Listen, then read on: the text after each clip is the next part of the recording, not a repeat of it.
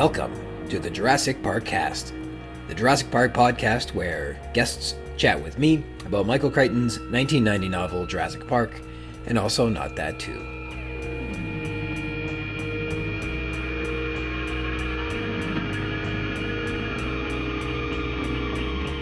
I'm Ryan Rogers, and also a big dumb Jurassic Park fan. Welcome to Episode 7, The Shape of the Data, recorded on April 1st. Here it's snowy again in Ontario, if you believe it, in April. April Fools, it's on us because it's snowing.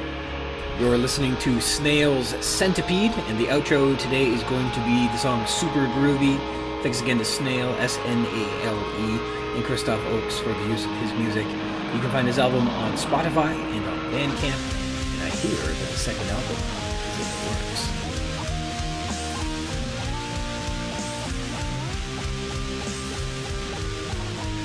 Before moving into the news, allow me to make some corrections. In the due diligence section, I mentioned in episode 5 that we may not see the lizard saliva sample that was sent to San Jose again, and I even joked about that, but nope, I was wrong. It turns out that that's going to reappear in this chapter today, so stay tuned for that. I'm sorry, and I am corrected. Also, Michael Jackson's son is apparently not named Blanket. After all, he was christened Prince Michael Jackson II and is only commonly referred to as Blanket, so I was wrong about that. Sorry, both about, I guess, being wrong and for being commonly referred to as Blanket. You got dealt a tough hand on that one, bro. And I stand corrected. Apparently, rabbits cannot puke. Try as I might, they won't do that. So sorry to everyone at the local 4-H meeting and how awkward everything got on Wednesday night. That's my bad. In dinosaur news, we have subaqueous spinosaurs. Subaqueous foraging among carnivorous dinosaurs was released in a paper from the magazine Nature on March 23rd. Researchers compared the bone density in aquatic ecologies across extant amniotes, and amniotes are like reptiles, birds, and mammals, though not exclusively just those things, and they believe the comparison has provided a reliable inference of aquatic habits in extinct species. The comparative analysis suggests, quote, strong support for aquatic habits in spinosaurids associated with a marked increase in bone density, which precedes the evolution of more conspicuous anatomical modifications. A pattern also observed in other aquatic reptiles and mammals, says the paper. The Field Museum has elaborated on the paper in an article revealing the study's specifics. A dataset of femur and rib bone cross-sections from 250 species of extinct and living animals, both land and water dwellers, were crunched in this analysis. Metaphorically crunched. Desiring extreme diversity, the animals sampled included seals, whales, elephants, mice, hummingbirds, mosasaurs, plesiosaurs, and dinosaurs. The analysis showed a, quote, clear link between bone density and aquatic foraging behavior. Quote, animals that submerge themselves underwater to find food have bones that are almost completely solid throughout, whereas cross-sections of land dwellers' bones look more like donuts with hollow centers. When the researchers applied Spinosaurid dinosaur bones to this paradigm, they found that Spinosaurus and Baryonyx both had the sort of dense bone associated with full submersion. Meanwhile, closely related Suchomimus had hollower bones. It still lived by the water and ate fish, as evidenced by its crocodile-mimic snout and conical teeth, but based on its bone density, it wasn't actually swimming. In other words, the researchers have found it plausible that the animals with a similar bone density to Spinosaurs likely lived in similar environments, and therefore Spinosaurs should be considered aquatic specialists with, quote, surprising ecological disparity, including subaqueous foraging behavior in Spinosaurs and Baryonyx, and non-diving habits in Suchomimus. Adaptation to aquatic environments appeared in Spinosaurids during the early Cretaceous, following their divergence from other tetanurine theropods during the early Jurassic. And the next section here is the 3D three-horner. There's a new 3D Triceratops skeleton you can play with in virtual space. My dad sent me a link from a CNN article about a terrific new Triceratops horridus display in Melbourne, Australia. And if you'd like an awesome look at the incredible skeleton, you can visit their website, museumvictoria.com.au, and find their Triceratops exhibit. On that page, there's a button that reads View Horridus in 3D. You click on that bad boy, and you can virtually zoom in, swoop over, rotate, and examine the skeleton from head to tail. And it's really cool, so thanks, Dad. I'll put a direct link in the show notes on the blog for you to check out. With me for some fun this episode, the sole proprietor of the Storo Browno, who you know as Downtown. It's Robert Brown. Hey, Ryan. Rob Brown and I met while volunteering as operators during the Save Our Station telethon drive in support of Channel U62 back in 1989. Yeah, it was a while ago. Do you remember when that bum was able to buy all the remaining stocks with the money and he saved the day because he had sold a misprinted coin? Yeah, it was a rough time. Yeah, and then he bought himself a Rolex and he rubbed that in R.J. Fletcher's face. Yeah. Anyhow, good old U-62, which was the subject of the documentary UHF, if you guys ever saw that. It was actually sued into bankruptcy from the civil suits launched by animal rights groups who were infuriated with Raoul's Wild Kingdom. You don't remember any part of UHF? I don't remember anything much past 1999. Did you like Weird Al growing up at all? Oh, yeah, no, I definitely liked Weird Al. Okay. I grew up on like the Off the Deep End album and Alapalooza. Did you buy any of the records? Yeah, yeah, I never had any of the records, no. I would say I came a little late maybe to Weird Al. Probably high school, I would say, so we're into CDs at that point. Mm-hmm. But well, I'm a little older than you, I guess, so I never had his records. We used to have quite a few comedy records back in the day, but not Weird Al's. Oh, yeah? The first CD I ever got was Off the Deep End. My parents were like, "Why do you even want to get a CD player? You don't have any CDs." I'm like, well, I would get CDs if I had a CD player. Yeah, to tell you the truth, I don't know what my first CD was, but I know my first. I think my first CD was Aerosmith Greatest Hits. Okay, the big ones? Is that what it was called? It might have been, yeah. Yeah. I remember I remember my first, because the first thing I bought wasn't a CD; it was a cassette tape. And I remember the very first one I ever bought. I bought two, and one was MC Hammer, Hammer Time. Okay. And one was Bon Jovi, Bad Medicine. All right. Those were the two that I bought back in, I don't know, sometime in the 80s. And just wore the ribbon right out of the tape. That's awesome. Yep, pretty much. Yeah, the big ones. A buddy of mine had that. I don't think we ever listened to it, but it was Blue, right? The Aerosmith album? Yeah, I know it was Blue. I remember that back in my teenage years in the farm, that was, used to have the Sony Walkman, or Discman, sorry, Sony Discman with the Aerosmith. You could put that on. I think it had like 30 tracks on it, and that would get you through a few hours of driving out in the field. Okay, right on. I guess you get really close and intimate with those albums after the long days. Well, especially back then, you had like five, so Yeah. it was like... I know once, it seems like ages ago now, but I remember asking you about if you'd ever wanted to be on a podcast. You're like, yeah.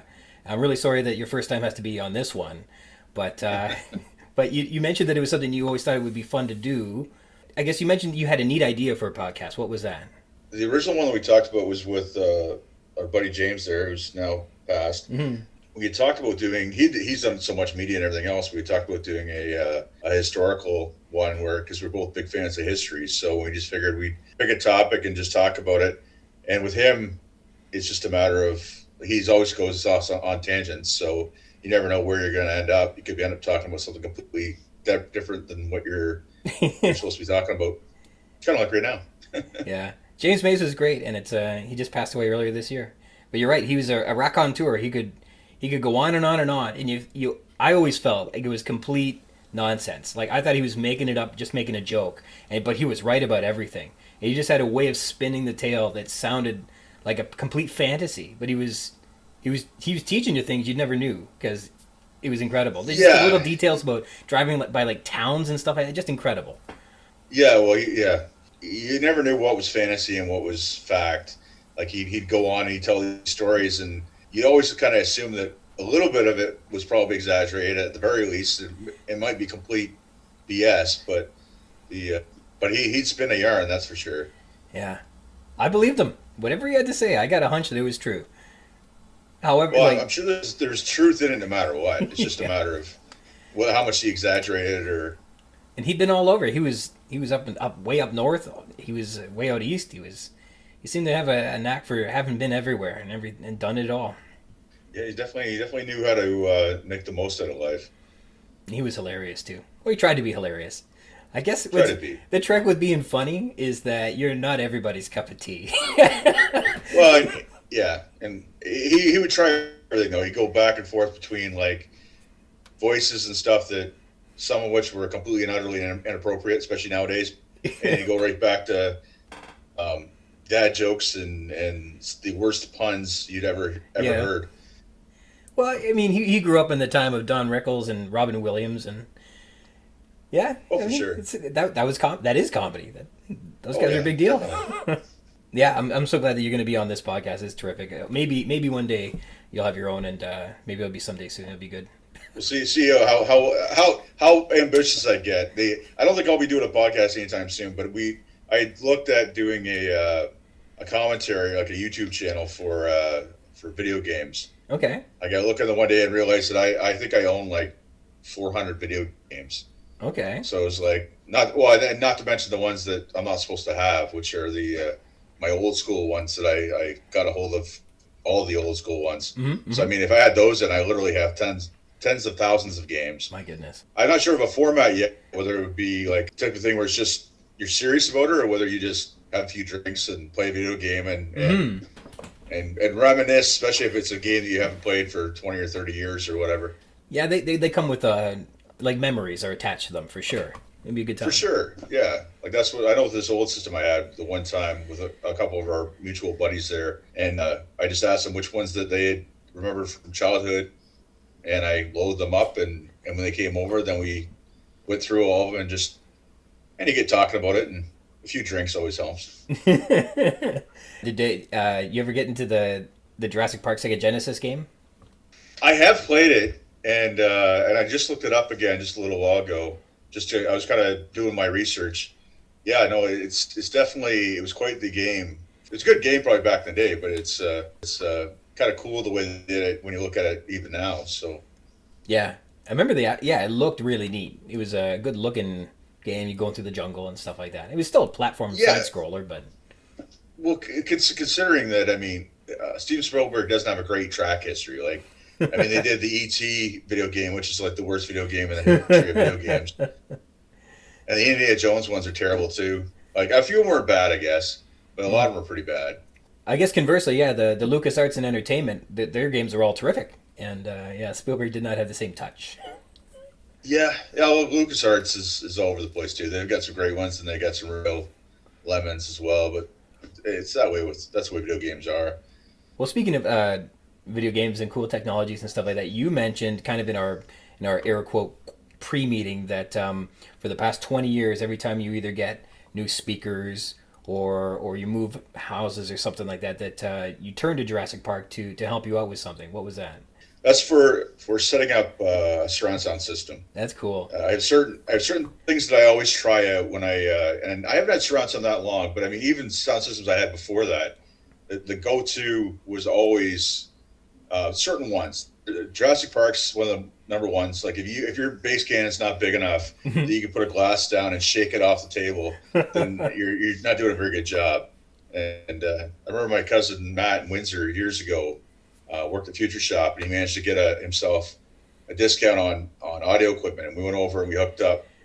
I think I had a DVD player and he didn't have one yet, but he had all the other stuff. So we hooked it all up, and yeah, he could shake that glass right off the table. And so like the one system I have now, which is nothing crazy, but it could definitely do that. It fills the room, yeah.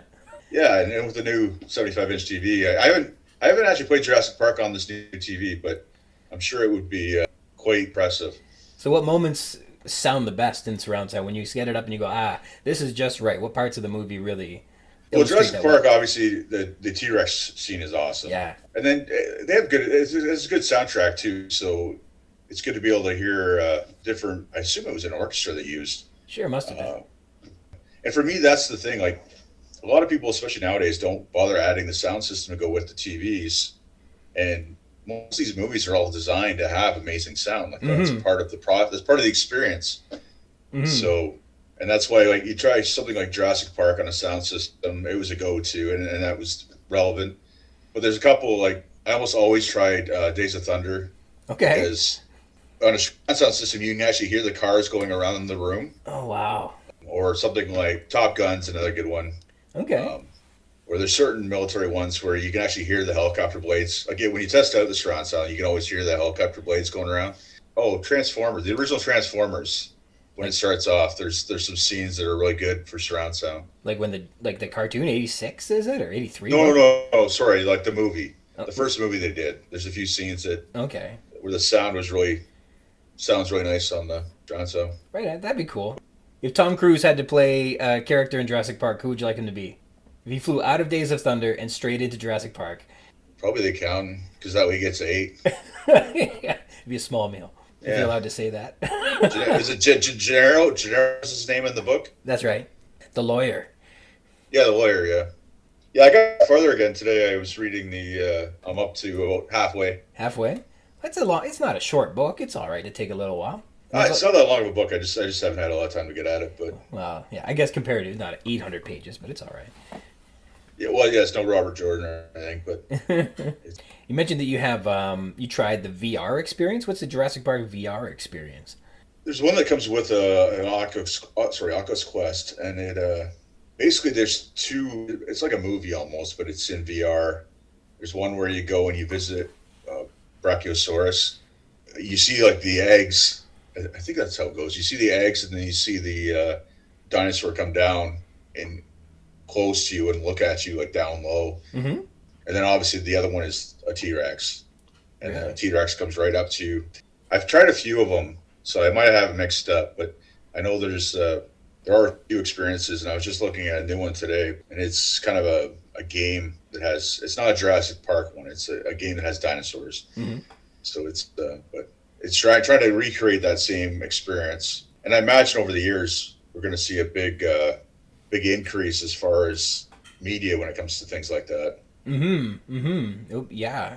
And I mean that's what I was thinking about the other day, especially when you compare some of the things between the movies and the books. It almost feels like he wrote wrote the books planning on a movie, because so far what I read in the book, he tends to foreshadow things quite a bit. Yeah. And certain ones are pretty obvious, which I mean is perfect for somebody who's making a movie. Like he made it really easy for Spielberg. You just go through and here's a foreshadowing. Yeah. Here's a foreshadowing. What could go wrong? He made Spielberg's job easy. The next 3 movies are every point is already foreshadowed in the first one. Have you noticed that going through the book? Like, oh geez, this wasn't in the first film. This was in the second film. Well, I've noticed that now too. There's a lot of that. There's obviously way more technical stuff in the book. Yeah. Which is nice, but I can understand why they wouldn't have done that in the movie, because I don't think it would have worked. No. But there are definitely things that they changed that I don't really see what the point of it was. Like, yeah. Well, they had to take some characters out, and as they start taking characters out, and I guess that's just for the sake of longevity, as they take them out, they start taking out plot points that they're involved with or changing that, and so then they got to take those out, and then as it kind of shrinks, it's like, I don't know, like a game of Jenga, and then what you're left with is this weird structure that doesn't really look like the book at all, and it's missing so many weird pieces, and it's about to collapse, and that's about how it goes. It's bizarre how as they adapt a film from a book that it becomes a shell of what it once was, and it's got it. I like now, I guess, with these opportunities with streaming services where they take intellectual properties and they're able to give it more bandwidth. There's 8 episodes that show something instead of like, can you imagine Game of Thrones as a movie versus multiple seasons, right? I mean, there's ability to show the whole picture. I would imagine they would definitely have to. Game of Thrones, if they made it in a movie, it would have been a completely different experience, because they would have had to shorten it so much. Mm-hmm. And they definitely would have been able to cover as many characters, like you said. I was thinking one that came to mind when you're talking was Jack Reacher. Okay. I don't know if you've seen that new series yet, but I haven't read the book for that yet. Although now that I want to go back and actually read the books, because I saw the movie with Tom Cruise. Yeah. And it was okay, but then I watched the show, and the show was amazing. Mm-hmm. And they dive into the characters so much. Well, from what I understand, so much better than I haven't actually read the books yet, so I got to get there. It's weird to be talking about shows and movies before the books, when for years that's what I always read everything. Yeah. And a lot of things coming out now are all books that I read years ago. Like now they have Wheel of Time on Amazon, and they have Game of Thrones. I read all those before. Oh yeah. Well, except for he never finished them. Yeah. Now he's got a new project coming out, and he still can't finish the book from the original series. Mm-hmm. Well, the Jack Reacher stuff, or not Jack Reacher, Jack Ryan, that they had, I think, on Amazon. That was all a Tom Clancy character. He was in like a whole bunch of books that he did. I don't know if they were ever tied together. They're just the same characters in different scenarios in different universes, time and again. But then they made that into a series as well instead of it just being a film, which is pretty interesting. Yeah, I haven't watched that yet either.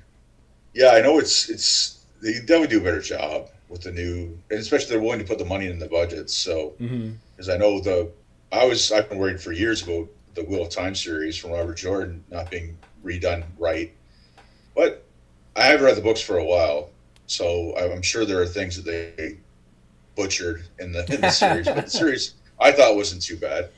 One of the advantages I feel like that this present trilogy of Jurassic World films has going for it is that they have built it and written it and filmed it with the perspective of it being a three-part series. It's going to tell a larger story, which the first three films did not get to do. They had no idea what they were doing at that point in terms of, oh, we're going to do a sequel? Okay, and then like the sequel to the book and the sequel to the film could not line up because I'm not going to spoil it for you, but how the book ends makes many things impossible. And so the second book had to be written and designed to reinvigorate the franchise that no longer existed at the end of the first book. And so that was somewhat disregarded in the film because they ended the movie in a much different way than they do the novel. And then the third one was like complete fiction. Like they had no idea what they were doing, and they somehow just kind of stuffed some characters onto this island, and they made it work. But it would have been nice if there was some foresight to think, oh, maybe this is a lot. Like they must have known what a presence the Jurassic Park was going to have. But this mentality of building franchises and having 3 or 4 films attached, the cinematic universe wasn't a concept. Like they were still rebooting King Kong every 5 years. Well, I think that's the problem with all series that came out like 80s, 90s. I think it was Disney and Marvel probably reorganized the way things work, and now you have these universes. And I was going to say the Jurassic Park now seems like they're trying to do that because I just got done watching I watched the entire animated Jurassic Park on Netflix, Right. And it was pretty good. It's based for teenagers, obviously, so there's parts where you're screaming at the screen like, "Why are you so dumb? Like, don't go in there." Well, although you do that in the movies too, but it was well done, and it was tied directly into. Well, they kind of tried to tie it into everything, but I think it's tied into the original kind of storyline and the Jurassic World storyline. So they tied it all together. It takes place during the same time as Jurassic World, and goes through these. I think it's supposed to be. Well, I don't know, it's I've finished season 4, and I think they're about 6 months after Jurassic World, and these kids have been on the islands the whole time. I don't know if you've seen it or not, but I haven't seen Camp Cretaceous. No. Yeah, that's what I was talking about. But yeah, it's the kids basically it follows the lives of these kids for 6 months after they get left on Jurassic World. Okay. So like all the events of Jurassic World go on, and then everybody leaves, and these kids are still stuck on the island. Right on.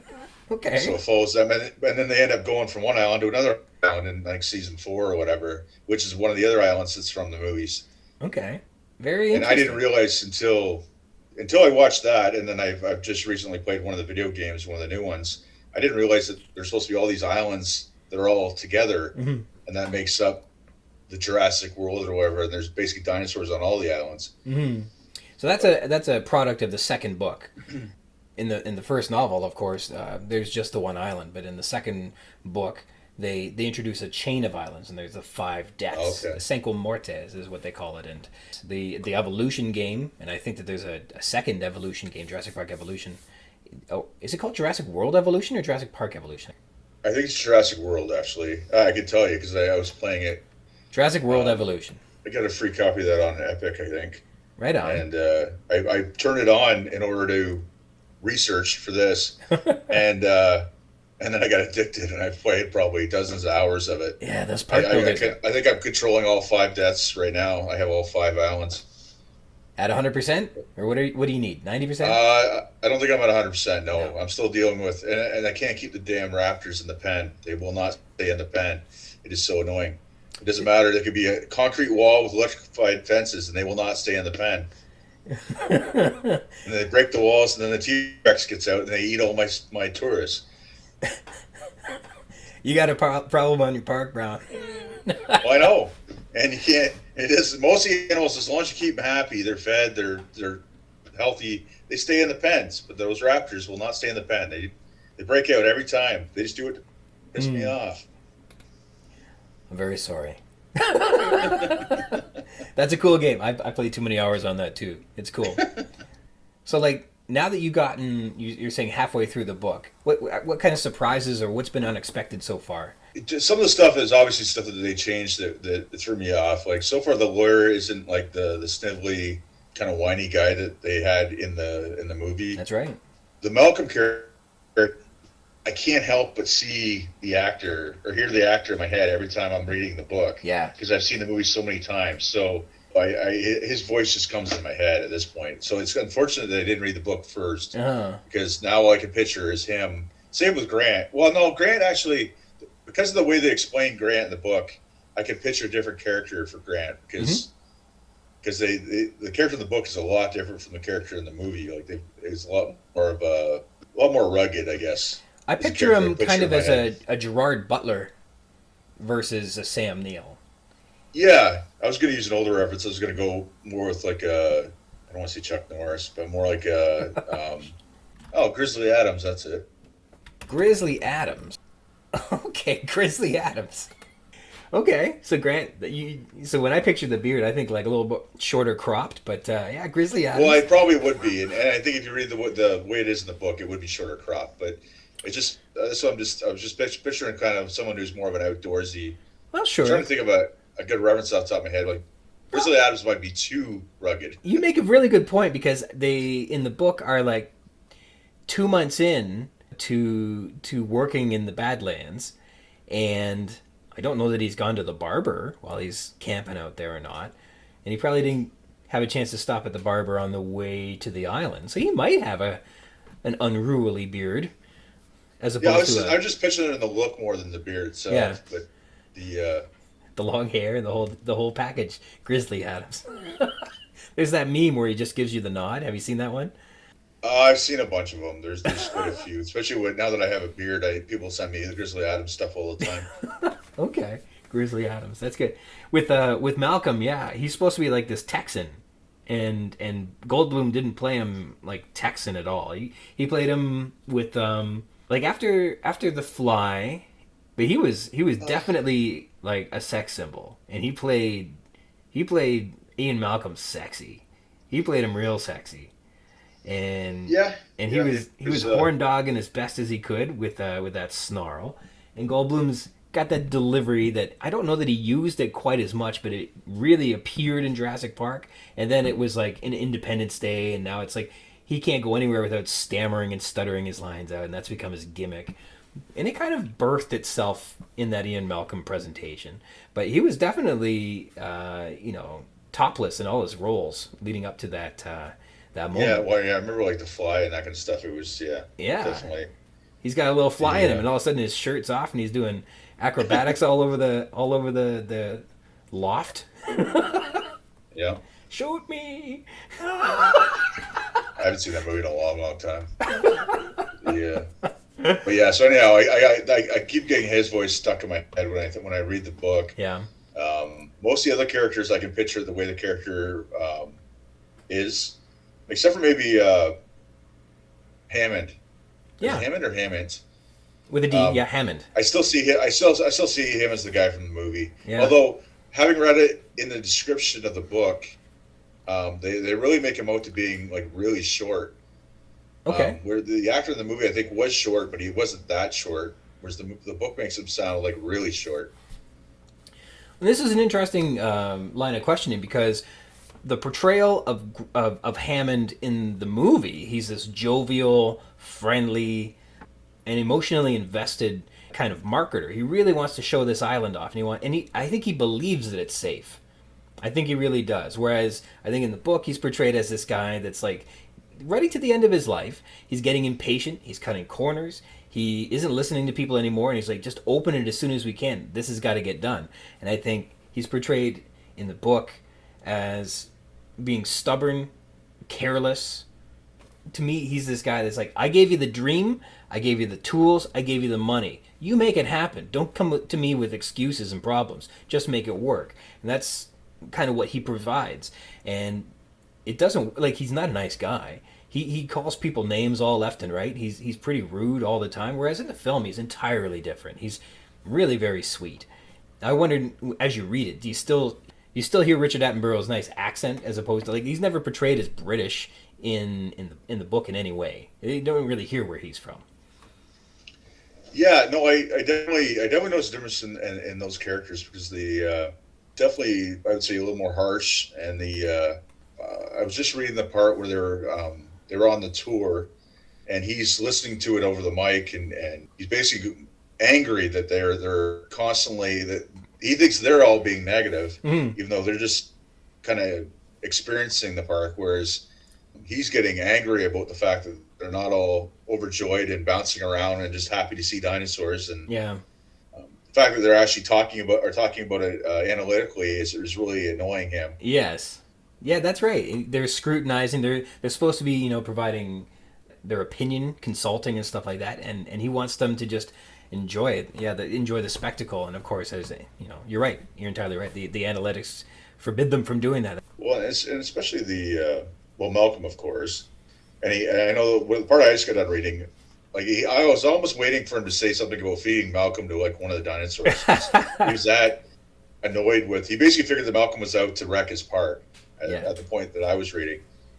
But he doesn't seem to have a very good opinion, even of his own grandkids. No. Who, picking out issues with what's going on. Mm-hmm. If things aren't going just the way he likes it, he doesn't have a very high opinion about anybody or anything. Yeah, he's painted entirely differently in the book. And so I wondered, to somebody who goes in wondering what to expect, how that feels, just going, wait a minute, this is nothing like what I was expecting. Or maybe it was, I don't know. What were you expecting when you picked it up? What did you do, if you were to guess, did you think it was going to be really close to the movie, or? I kind of cheated ahead of time because I wasn't sure if I was going to have time to read it, so I went ahead and watched a comparison between the book and the movie. Okay. So I already know kind of what the major differences are before I started reading, but it's still a big shock, or not a big shock, but still interesting to see how much different certain things are. Like I probably saw in this comparison that they had switched the kids around in the movie, but I didn't pick up on it. And then when I'm reading the book, and I like the way it is in the book actually better, like having the kid seems to be around the same age as the one in the movie, but yet in the movie the sister's older, and they go more of a teenager type vibe, whereas in the book she's supposed to be quite young, isn't she? She's only a little kid. She's so about it gives it a 7, 8. Yeah, she's 7 or 8, and I think Timmy's 11 or something like that. Because she was supposed to be about the same age as the little girl that was at the beginning of the book. The one that gets nipped at the beginning they're about the same age as Lex and Tina, which is interesting. And I thought it would be very interesting. What it would be like to have Tina switch with Lex, and to have like this observant, curious, interesting character that was Tina at the beginning of the book, versus like kind of like the whiny, bratty, sporty Lex. I thought, wouldn't it be neat to have switched those two, and then gone through Jurassic Park through the eyes of Tina instead of Lex? But I don't know, that would have been neat. But then you don't get the conflict between the kids. They kind of had to, for the sake of dialogue, quarrel, or else would they just agree with each other all the time? Wouldn't be no fun.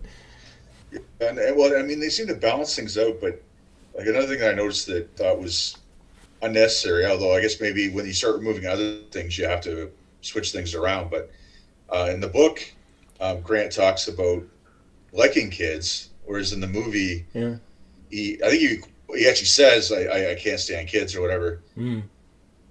He doesn't like kids. He gets, like, so in the book, there isn't so many character arcs. Not a lot of people learn a lesson and then grow from it, like, at all. The book just doesn't do it. But in the film, yes, Grant's his great journey is that I don't like kids, I don't want kids, and at the end he cuddles with the kids, and he's found that yes, there's a relationship to be built with these little things, and it's worthy of my time. I heard, although I could not cite my source, that Lex was going to be young, but for her to have a crush on him and for it to be palatable on screen, they needed to make her a bit older. Okay. But Makes sense. maybe somebody just said that one day and I heard that and I didn't forget it, or maybe it's true. I don't know. It could be either of those things.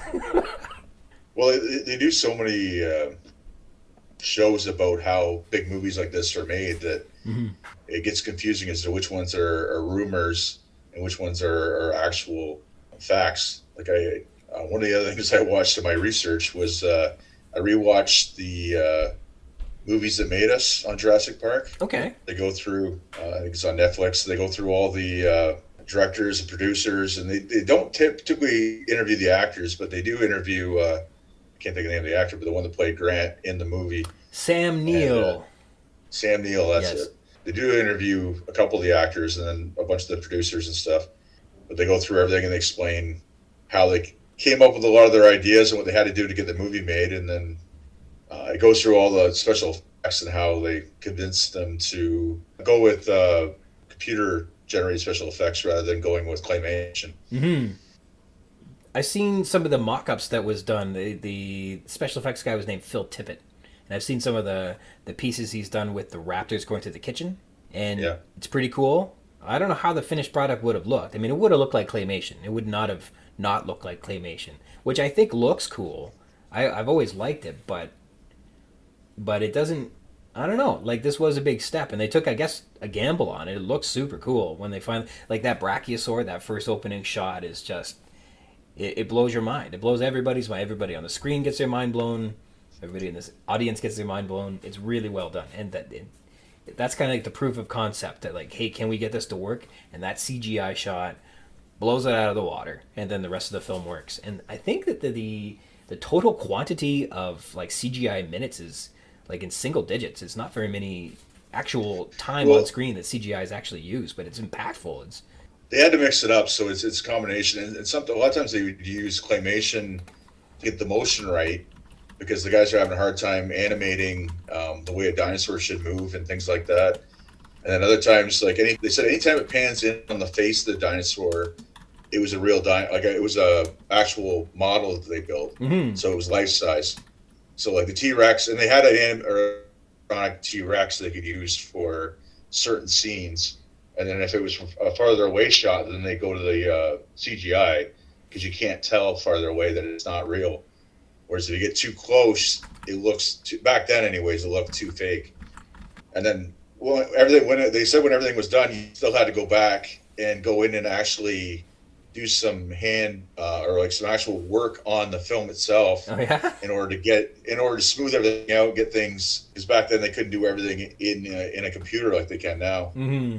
I was watching something where they were pointing out how when you watch that movie, for the most part, it seems like a smooth experience because that's the way they blend things together. They only use, I think it's 24 frames per second as far as the way the film's made, which is standard. But with they're saying with a movie like Jurassic World, plus they only had so many dinosaur scenes, so they could concentrate a lot of effort on making sure they were perfect. Whereas you watch something like Jurassic World, especially the new Jurassic World, the Dominion that's coming out, I think they said there's something like 37 different dinosaurs in it. And they said there's basically dinosaurs on the screen at all times. So they say even with big studios doing all the computer animation and the high-tech LucasArts software, they said when you actually watch the movie, there's probably going to be a lot of scenes where it looks hokey because they don't have the time to go back over it and check it scene for scene or like frame for frame to make sure that they didn't screw something up or some dinosaur doesn't run weird. So you're going to probably see more defects, even though they might look nice. You might see more defects in a brand new movie than you'll see in an old one, just because they don't take the time to edit it like they would. Well, I don't want to prejudge Dominion, but I'm going to do that, I guess. But like, I really loved how, in especially in the first one, but in the subsequent ones, there's a progression. But in the first one, when a dinosaur is on the screen, you see it, and there it is, and it's like if you were in front of a dinosaur, it's got your attention, and you're looking right at it, and that's all there is to see it. And as you move along, they become like part of the background.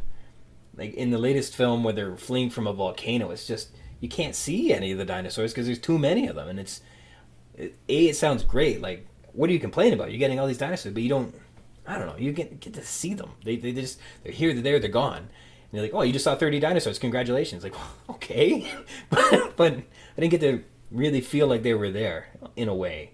And I don't know. If you say there's going to be, I don't know. I don't want to prejudge it, but like I said, I am. Well, for sure, it blends in the background if you have too much detail going on. It makes for some cool scenes, but it's not as impressive. Like, I mean, the most impressive scenes are always the ones where you have like the T-Rex taking over the entire scene by himself, basically, or you have an interaction between one or two characters and the dinosaur, like with the raptor scene in any of the movies, pretty much. Yeah.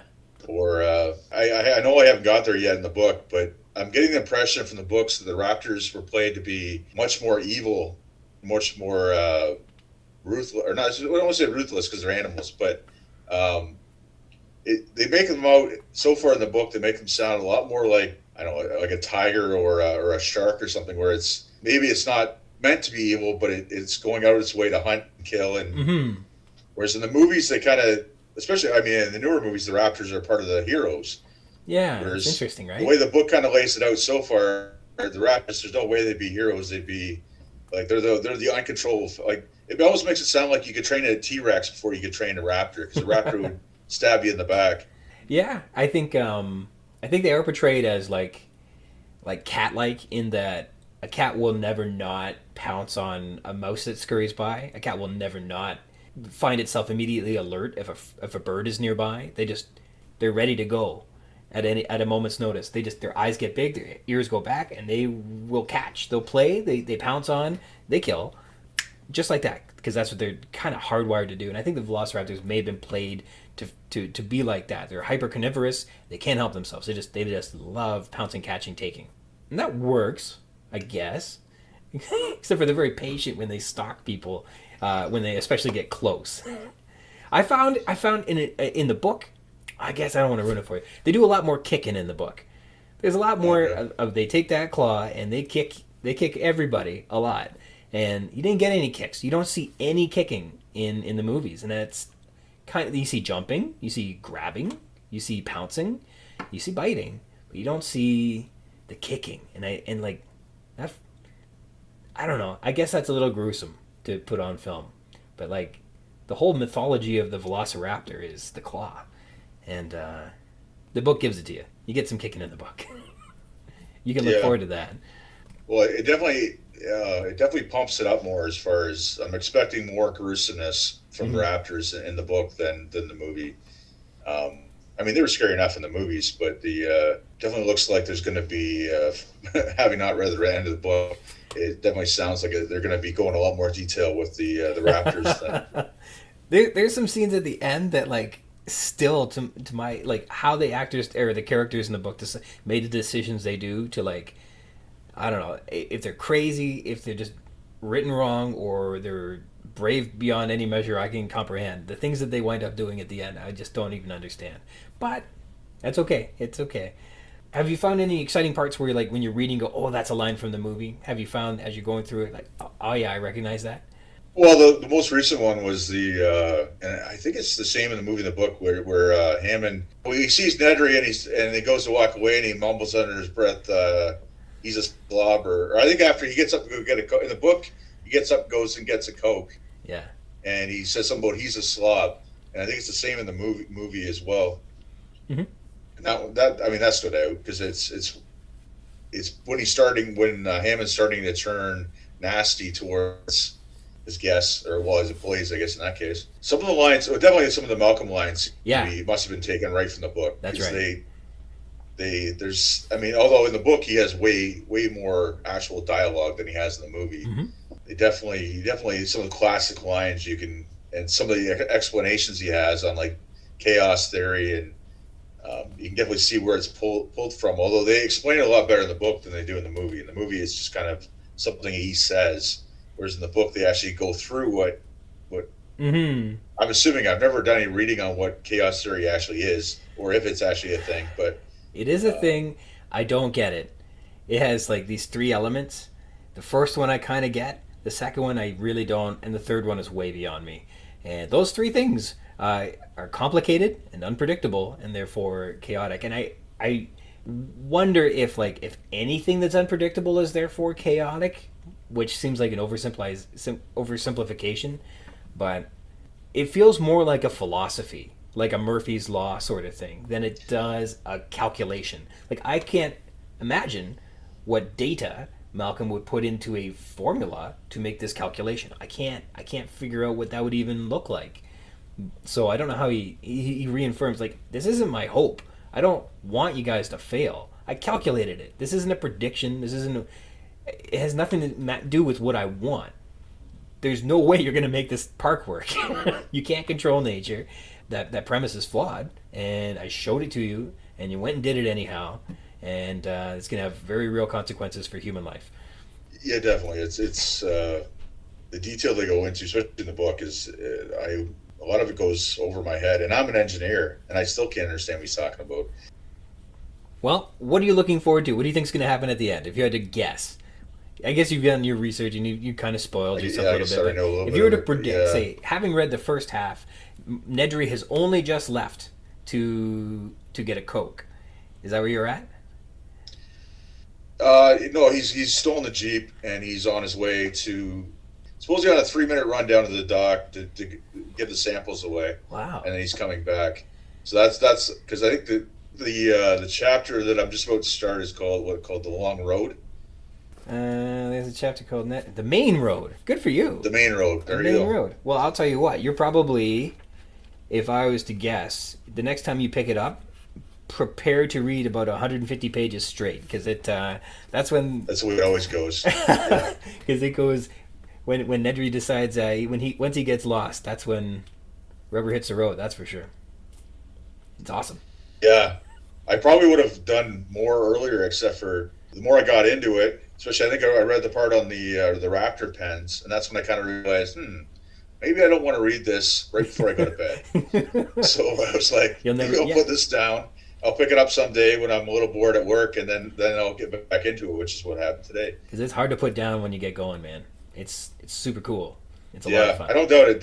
I'm like that with books. So and some books it's really bad. Like I said, like something like Wheel of Time, like you can hit a certain point, maybe 400 pages in, and then you can't put it down. Well, it's a 1,500-page book, so you're reading for 2 days straight.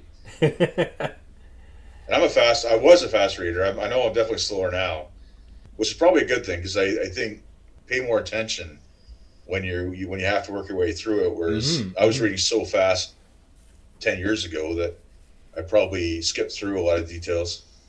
There's two things to that. Like, one is, if it takes you a couple weeks to get from the front to the back, you can easily forget kind of what happened at the front. That usually pays off very strongly at the end of a good book.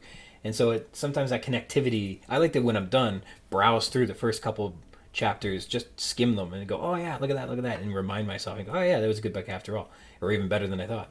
But if you go fast, the hope is that you'll remember it. But I remember the last book that I was super into, and I stayed up late and I got up early and I just couldn't stop reading, was a Crichton book when they released Dragon Teeth. I remember staying up 2 or 3 days in a row, just getting as much through that as I could. And it wasn't good. It wasn't great.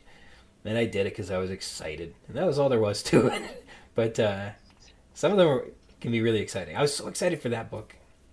Like, there's a lot of series like that I've had where it's you wait for the next one to come out, and then I used to read the entire series over again. Oh, yeah? I've read Game of Thrones probably 6 times. Really? Because I probably reread it every time before I got the new one. And then I got to watch all my characters die.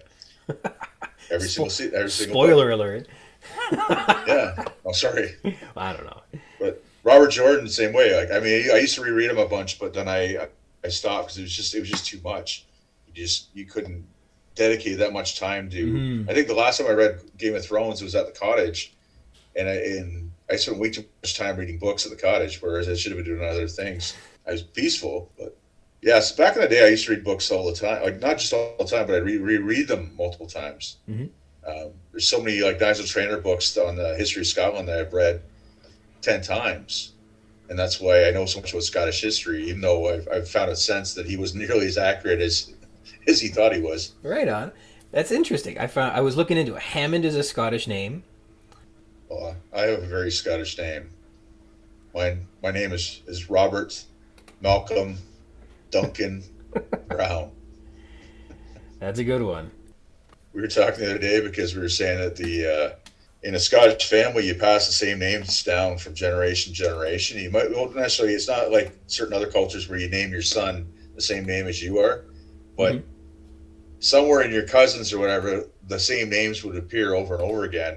And I've done our family history, and you can go back, and it makes it really hard because every generation they'll be the same name. So it might be different families or branches of the family, but it'll be the same name. So like every generation there'd be a Robert, or well, sorry, no, that's not true. Robert's not one of our normal ones, but there's John, Peter, Margaret, definitely for a girl's name. I think Jane was done a few times. And my grandfather's name Neil. That was I think a recurring one as well. Neil too, yeah. Well, the Scottish names we got in the book include, we have Hammond, which is a Scottish name. Malcolm, Ian Malcolm has a Scottish name. Harding is a Scottish name for hardworking and strong. Muldoon is Scottish and Irish. I mean, either way, because technically the Scots were Irish. Their clan of Irish people came back to Scotland or came to Scotland. They probably would have been in Scotland hundreds of years before that. But the Scotland took over the west coast, called it, I think it was Dalradia, and that was the land of the Scots. And then when King Kenneth merged Scotland together, the different kingdoms of Scotland together into one country, that's when it took on the name Scotland, because he was the king of Dalradia and he became the king of the Greater Scotland. But that could be one of those historical facts that was written about 60 years ago, which is wrong now. Because I know they found that some of these kings, in the stories, they're one king, but in real life, they're actually like a family. Like they were a grandfather of like three of them, maybe. Like all the deeds are ascribed to one guy, but it was actually the grandfather, the father, and the son, the grandson, who did the actual deeds, because it took 100 years to do them. Back then, they only lived like 30 years, so it'd take you 90 years to do what would have been done in the stories might have been done by one character. Interesting. Lots of Scots. Crichton was I think Crichton might be a Scottish name as well. So he it's possible. They definitely they seem to use, like, it seems like his characters seem to be very his Grant, I'd say Grant might be more English, but it's definitely in that British. Well, I've got a theory on that. I got a funny feeling that a lot of these characters, when Crichton was dreaming up what to call them, Grant applies for grants from the Hammond Foundation.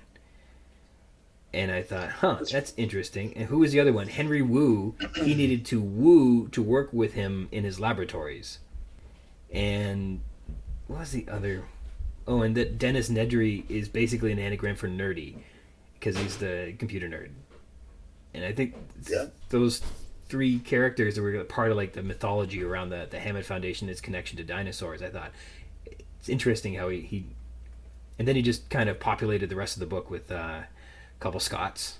And then what did I look up? Sattler is German for saddle, so you'd be a saddle maker. The other here, Regus. Ed Regus is Latin for being kingly or to rule and manage, and he's the guy that wishes he had more responsibility doing the things he was supposed to. And what else we got here? Arnold is German for being a strong ruler. Well, nobody's got a name that says you're a dink. I'm sure even dinklage means something great.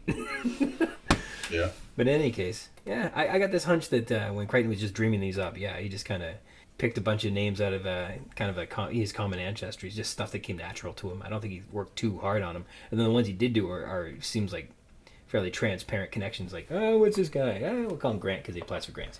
Well, it's probably possible. I know you take from what you know. Mm-hmm. So I know I've read books and movies and stuff before where people have taken names either from people they went to high school with, or I know when I wrote originally. I was writing fantasy, so I took, and we used to play D&D in high school, so I would take character names that were from characters that my buddies came up with, and then I'd use in my writing. Okay. So, and even some of the scenarios were actually scenarios that came from our D&D games. I just changed them around and tried to turn it into a story. And I mean, that's how I think a lot of the original, well, not the original fantasy, but the fantasy that came out in the 90s and stuff, that was people were playing D&D in the 80s and then taking the things that they imagined in D&D and turning them into fantasy novels. That's Well, cool. and I haven't played it in years. I bought the books the other day just to see, but then I think I bought them during COVID. It's one of those things you buy during COVID to thinking you're going to look at something, and they've been sitting here ever since. But um, now that things are back to, are getting back to normal, it would be nice to try it again, either with either find a group and just try it, or find a group of friends who are into that and try it again. You'd have Just do quite it the on a time regular just building basis. a character, let alone playing a mission. Yeah, yeah. I mean, nowadays, I mean, there's computer software for that, and I mean, actually, we had programs even back in the it used to be the early '90s. We had software. One that one of our buddies made. It was a character rolling software, but they came out with an official software for rolling characters. Now they have all sorts of programs. You can do it VR now. They have like Dungeons and Dragons in VR. Wow. Not the official one yet, but they have a spin like games that are very similar.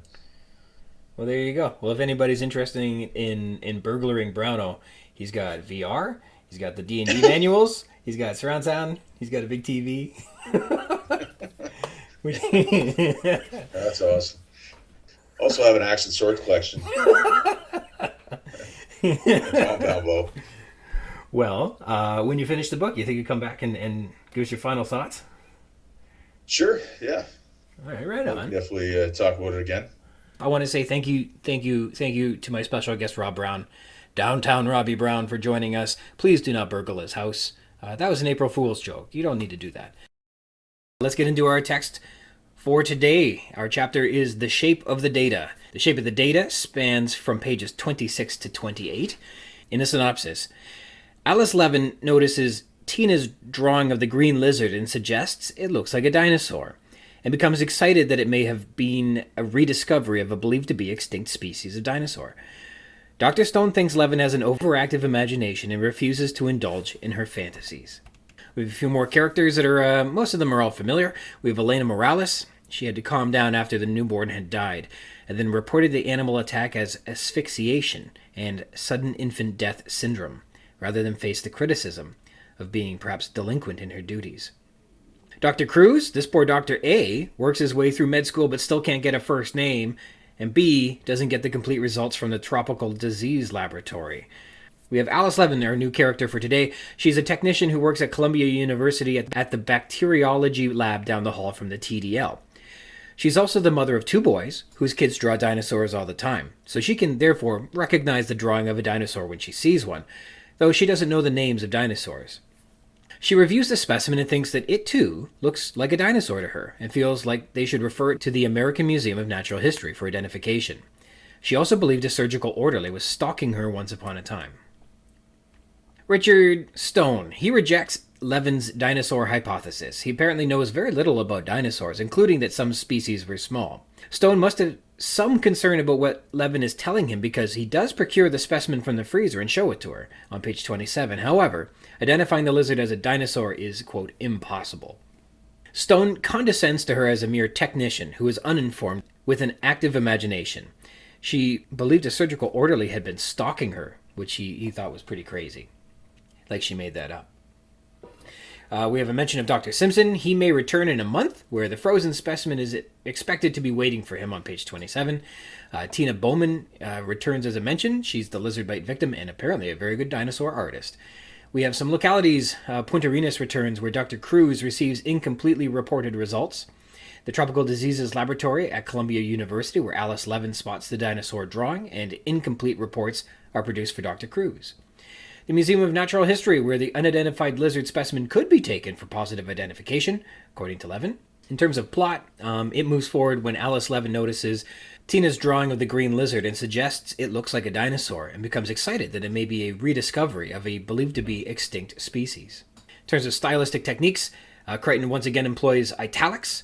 There's one instance of italic emphasis from Alice Levin on page 28 where she says, if this is a dinosaur, Richard, it could be a big deal. She offers as an understatement and perhaps something we read with dramatic irony.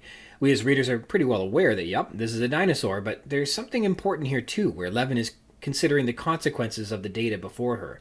And of course, this chapter is named The Shape of the Data. In terms of literary techniques, we have some more metaphors. Within the proteins, a, quote, real monster on page 26 is found, which characterizes how we should interpret the reading of a, quote, molecular mass of 1,980,000, one of the largest proteins known. Is it good? Is it bad? Well, it's a, quote, real monster, so it obviously means that there's a consequential quantity of protein and is probably quite dangerous. So the monster metaphor here works well in projecting qualities we do know about what a monster is onto a thing that we don't know, whatever this quantity of protein means. And the fragment, quote, is awaiting the return of Dr. Simpson on page 27. Well, it's not waiting, it's just a frozen hunk of meat sitting in a freezer. But this metaphor certainly infuses the MacGuffin with some character, further suggesting that this little hunk of masticated lizard is continuing to perform necessary tasks for the plot, despite it being an entirely inanimate object. And I like that it's given some character. We have, in terms of dialogue, more examples of that you need conflict in your dialogue. Characters have to argue with each other. The conversation between Levin and Stone starts with Stone saying, "What?" and turning slowly towards her on page 27. And I wonder if there's something to be read into the slowly part. They quarrel over whether the specimen could be a dinosaur or not. Levin prods Stone, asking what testing has been done for the sake of identification, and Stone refuses to indulge in her fantasies. She begs him to investigate the specimen more thoroughly. Her sense of curiosity and wonder is still alive and well, perhaps primed by the youthful influence of her two sons back home. Levin offers to take the specimen to the museum to be identified, which, for the record, the distance from Columbia University to the Natural History Museum is like a 10-minute bike ride. She could have dropped this thing off on her lunch break, but in this case, Stone's pride interferes with the pursuit of inquiry. He'd be, quote, embarrassed to even ask on page 28. Rather, he'd prefer to do, quote, nothing at all, and emphatically slams the door to the freezer shut. "That's final, Alice. This lizard's not going anywhere," he says. In science, there's been this concept that there are no stupid questions, but not in Stone's case. He's too full of pride to ask questions. He'd be embarrassed. This is an example of a concept that Ian Malcolm will bring up later in the book, and that's of thin intelligence, which he attributes to brilliant minds that are without perspective. Malcolm has a term for scientific practitioners who do the work but don't care for why they do the work, and that's thin intelligence. He argues that Dr. Henry Wu is thin intelligent, that Arnold the engineer is thin intelligent too, over-focused on their task and not on what impact it may have. Thin intelligent is seeing the immediate situation, thinking narrowly, calling it being focused, but they don't see the surround, nor consider the consequences. Recall from the movie the famous line from Ian Malcolm, Yeah, but your scientists were so preoccupied over whether or not they could, they never stopped to think if they should. Malcolm sees scientists preoccupied with accomplishments on page 284. They are focused on whether they can do something. They never stop to ask if they should do something. So you can see how those quotes are related very closely. We can argue that Richard Stone falls into this category, executing a task, in this case reporting on communicable disease, with incredibly narrow focus. Insisting and refusing to not do any more in his job, nay, barring others from pursuing a greater truth because he would be embarrassed. In Malcolm's loose description of thin intelligence, he speaks of not considering the consequences, and in this case, Stone knows that this is an unidentified lizard that's biting children, worrying doctors in Costa Rica. Stone knows that it is poisonous, not unlike an Indian king cobra. And note, that's a nationality followed by a species name, meaning it's the king cobra from India, not to be confused with the Indian cobra. The king cobra's toxins affect the victim's central nervous system, resulting in severe pain, blurred vision, vertigo, drowsiness, and eventually paralysis. In severe instances, this leads to cardiovascular collapse and to coma, followed by death due to respiratory failure. This can take about 30 minutes after envenomation. Large quantities of antivenom may be needed to reverse the progression of symptoms. Recall they're informed, quote, it's biting local children on page 24, and Stone finds a toxicity similar to what's being described in this lizard sample and knows that it's biting children, and doctors in Costa Rica are asking if there's something they need to worry about, and all he reports is that no, there's no communicable diseases. He's technically correct. and horrifically, perhaps criminally ignorant of the consequences of his actions. To make this distinction between acting responsibly with the data presented to you, Alice Levin further reinforces what the data suggests on page 28. You know, if this is a dinosaur, Richard, it could be a big deal. Yes, Alice is a plain-spoken mom with an overactive imagination that is a little too nosy for Richard Stone's preference, but she's outlined the crux of the entire novel here. Hey, the data is saying something significant, and it could mean there are significant consequences if we don't act. As Alice puts it, it could be a big deal. And we should read it this way. The title of the chapter is The Shape of the Data. Ignore the data at your own peril. And boy, if that doesn't tie directly into the overarching themes of this novel that we were alerted to from the very introduction. That great power requires great responsibility, and that we're going to bear witness to what happens when great responsibility is not shown to great power. We've seen the consequences of not being responsible. Ed Regis lying about a construction worker. People who are thin-intelligent, not seeing the greater picture, lying to hide secrets of their irresponsibility. That theme continues of responsibility and safety, or the lack of those two things. Elena Morales intentionally lies on the baby's death report to dodge criticism. Yes, the report went unchallenged, but there must have not been an autopsy, and the mother must have not argued too much, because being eaten by wild animals compared to dying for no reason are visibly different things. Elena Morales and whomever she reported the death to both failed at their responsibilities. The lab technicians who considered their lab sample ruined by contamination and didn't report the gamma-amino methionine hydro... It doesn't matter how to pronounce all that, because I think it's a completely fictitious enzyme that Crichton created for this, but so I won't worry about pronouncing, but they failed. They should have included it in the report, or at least suggested that it was present due to contamination, but it should have been in that report. And then the motif of characters saying, "Believe me, I know," continues. "Believe me, I know," says Levin, continuing Crichton's tradition of having characters regularly insisting that other people trust and believe them on page 27. She qualifies that by saying, "I have 2 boys, I'm an expert. The smallest dinosaurs were under a foot, teeny source or something, I don't know." How do you go from "believe me, I know" to "I don't know" in just 2 sentences? Which is exactly what a self-proclaimed expert wouldn't say. So another instance where someone insists that you trust them, and then acts in ways unworthy of that trust. This is the almost episodic reminder that when someone implores you to trust them or believe them in this book, you had better not. This harkened back to Regis insisting the raptor attack was a backhoe mishap, Mike Bowman insisting that there were no snakes on the beach, and now Alice being an expert. Heroes and villains. So who are the heroes so far in this story? We naturally bristle at Ed Regis, Mike and Ellen Bowman, and Richard Stone for being difficult, argumentative jerks. And then our supporting cast, Dr. Cruz, Elena Morales, Manuel Aragon, and Alice Levin, are sort of there to react to the world, perhaps as instructions to the reader on how to feel during each scene, and where to pay closer attention. But our heroes are the people who we turn to for answers, and none of those above are going to do that. We get answers from Bobby Carter, Tina Bowman, and especially Marty Gutierrez. They've all shown curiosity, attention to detail, and a fastidious pursuit for truth, no matter how frustrated they are with the puzzle they're presented with. They set the table for what to expect from your villains and heroes going forward. Expect your villains to carry that "not my problem" attitude going forward, who refuse to see the bigger picture, who take action but not stock of the consequences. And expect our heroes to perceive the world with a sense of wonder, responsibility, always asking questions and pursuing answers. They're dreamers. They have active imaginations, and they carry a deep sense of personal responsibility. I bet that definition will hold up. A few other items here that kind of stick out from this chapter. The cause of death has been grievously overlooked. Elena Morales, this veteran midwife at the Bahia Anasco Clinic, intentionally lies on the baby's death report to dodge criticism. The report goes unchallenged, even though, apparently, there was no autopsy.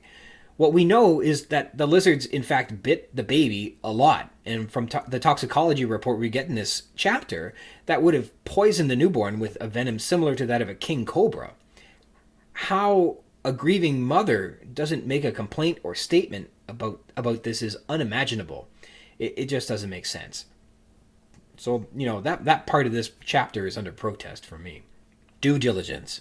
The saliva sample at San Jose returns. I'll be damned. I thought that was the end of it, but Crichton didn't forget. The sample reveals a great deal of serotonin, salivary proteins with an astonishing molecular mass of 1.98 million, featuring a neurotoxic poison like a primitive cobra venom. That's on page 26. And contains an enzyme marking for genetic engineering, and not found in the wild, page 27. So, it was overlooked as lab contamination. We still have the lizard specimen, which is supposed to be in the TDL freezer. Tina's picture still is around. It's in fact been identified by Alice Levin, but remains at the TDL. And there should still be Polaroids out there of this specimen. We can follow up on a couple things we mentioned in earlier episodes. In terms of the MacGuffin, the green lizard continues to drive the plot forward. Just as loose ends are tying up, the dinosaur drawing finds some legs, and it helps carry the narrative into the second act. Building a mystery, Crichton sneakily drops the, quote, genetic engineering clue in this chapter. The gamma-amino enzymes, which he cites as markers for genetic engineering, but they're ruled out as a red herring. They must just be lab contamination. Think nothing of those. When Levin recognizes Tina's picture as a dinosaur, this is the very first time we're mentioning the lizard potentially being a dinosaur, though the concept is entirely rejected at all turns. Perhaps we should be taking notes of when people say something is definitely not something as well, because it turns out those things might be true. So it leads us to, I guess, the riddle that this entire first act has been asking us. Question: what is a totally real thing that you could go outside into the wild and find? A real thing right now that you might call a raptor that has 3-toed feet, a bipedal stance, and a long neck, and also enzymes that serve as markers for genetic engineering. And your answer would be, well, it's got to be real, and I could actually literally right now in real life go out there and find it. And I would say yes. You'd say, well, I don't know what that is. But the answer is it's a genetically engineered dinosaur. That's what all these clues say. Just we don't get the answer in this chapter or in this first act. Which begs the question, how do we read this first iteration, this first act of the novel? The first mention of dinosaurs in this book comes in this chapter, ending the first iteration. It's like the end of the first act, so to speak, and it tells a bit of a story. And that story is the mysterious biting lizard. So, I'm not sure how Crichton intended someone to interpret this mystery, because the novel has a dinosaur on the cover. If you bought it based on the title, you probably knew that Jurassic meant something to do with dinosaurs, and the description on the back says it's a story about bringing dinosaurs back from extinction. So, someone who doesn't know what Jurassic Park is about and picks this book up for the first time probably has to figure it has to do with dinosaurs. That's just what the picture, the description, the title, that's what they're all saying. This book is about dinosaurs, and then the story begins about a mysterious creature, sometimes called a hoopia, sometimes called raptor, and more specifically as an unidentified green lizard, and they're all killing people, and again, all the clues are, hey, this is a book about dinosaurs. So we have to guess, we have to presume, we expect that this mysterious lizard is a dinosaur. But I guess this is to be read with a sense of dramatic irony, because we, the readers, know all along that the mysterious animals that are confounding our characters and stumping the scientists and preying on the children and babies, we know that they're dinosaurs. Perhaps this is like watching an episode of Columbo, where you know who done it before Columbo takes the case. And the pleasure is really in watching how that stubborn detective manages to piece all the clues together, because we, as readers, do not know how all the pieces fit, only that there has been an injustice. But instead of murder, like in Columbo, the crime is dinosaurs. The fantastic sci-fi journey we take pleasure in is seeing how the crime comes together.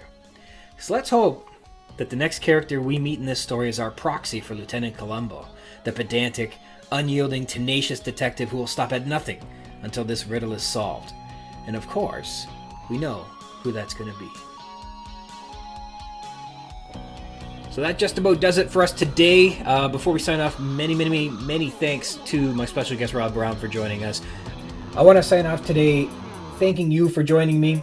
If you want to read along in the book, add some thoughts to what we've been discussing on the show, or be a guest on the show, and chat with me about anything that you like about Jurassic Park, you can do that by connecting with me. I'm at ryansrogers@gmail.com. If you'd like to be a guest, drop me a line and we can try and set something up. We can rehash, tear down, gush over, and chit-chat about any part of the book, or also not the book, all you'd like. Jurassic Park-Cast is part of the Spring Chicken's banner of amateur intellectual properties, including the Spring Chicken Funny Pages, Tomb of the Undead graphic novel, the Second Lapse graphic novelettes, The Infantry, and the worst of them all, the King Street Capers. You can find links to all that baggage in the show notes or by visiting the schickens.blogspot.com or finding us on Facebook at facebook.com/springchickencapers, or me, I'm on Twitter at RogersRyan22. Thank you dearly for tuning in to the Jurassic Park-Cast, the Jurassic Park podcast, where we talk about the novel Jurassic Park, and also Not That Too. Until next time.